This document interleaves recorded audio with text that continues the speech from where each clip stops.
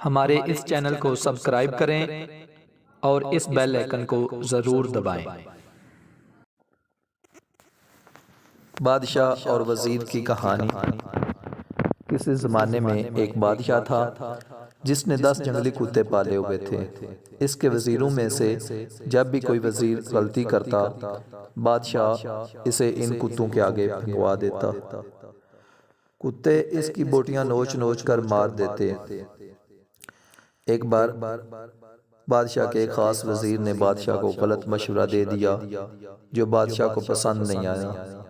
اس نے فیصلہ سنایا کہ وزیر کو کتوں کے آگے پھینک دیا جائے۔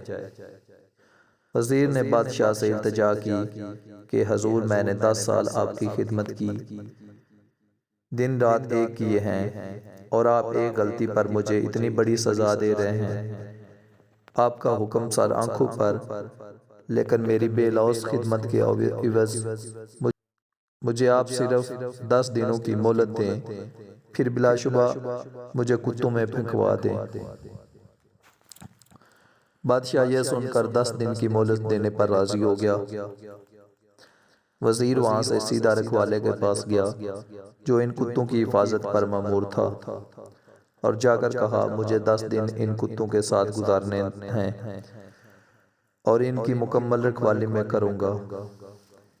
رکھوالا وزیر کے اس فیصلے کو سن کر چونکا، لیکن پھر اجازت دے دی۔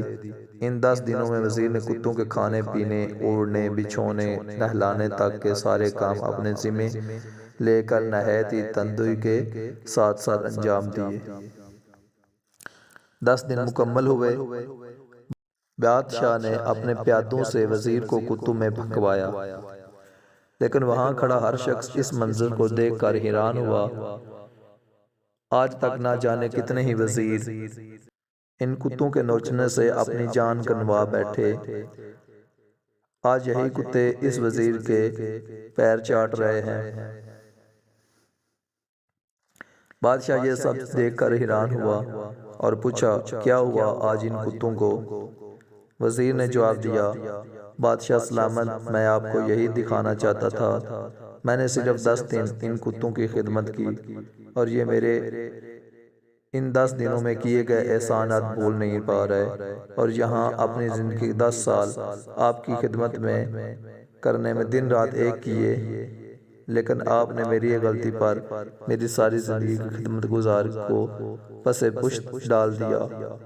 بادشاہ کو شدت سے اپنی غلطی کا احساس ہوا۔ اس کہانی سے ہمیں سبق کیا ملتا ہے؟ غلطی ہر انسان سے ہوتی ہے، اس لیے اسے انسان کہا جاتا ہے۔ اگر غلطی نہ کرے تو اسے فرشتہ کہا جاتا۔ اس لیے اپنی غلطی کو محسوس کرتے ہوئے دوسروں کی غلطیوں کو معاف کرنا بھی سیکھیں۔